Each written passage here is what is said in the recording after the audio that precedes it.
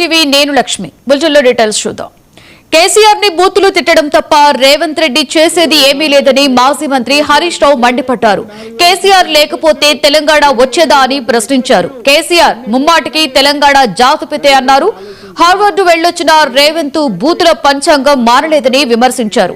కాంగ్రెస్ సర్కార్ నల్లా నీళ్లు కూడా సరఫరా చేయడం లేదని హరీష్ రావు ఆరోపించారు.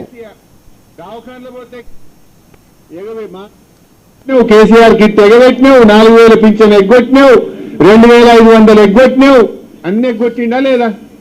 దయచేసి ఆలోచన చేయండి.